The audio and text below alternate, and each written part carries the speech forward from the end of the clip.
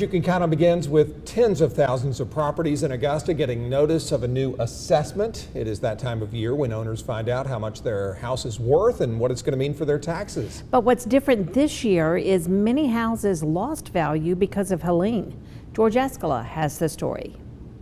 It's where those unhappy with their property reassessments head the tax appraiser's office to appeal. It was just this assessment that went up, and then you got to pay more property taxes, even though the value of your property has just been depreciated because of the whole neighborhood. And it just didn't balance out to me. I don't know what's going on. What's going on is the reassessment of properties across the county. On average, values did go up, but not as much as we've seen the last 2 years.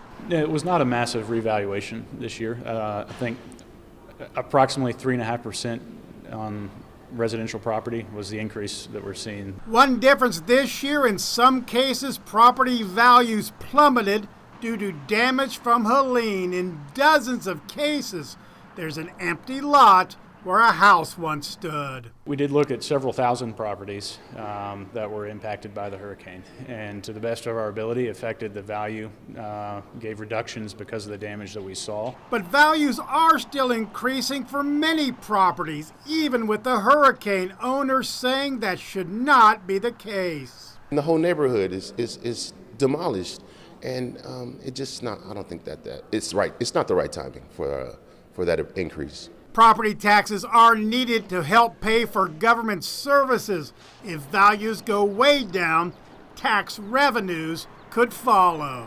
The overall digest does have growth in it, and so I don't expect that there'll be any negative impacts that'll have to be looked at. Even with the hurricane? Even with the hurricane. Dozens of property owners are seeing lower values. That's the price to pay for Helene. In Augusta, George Escala, WJBF, News Channel 6.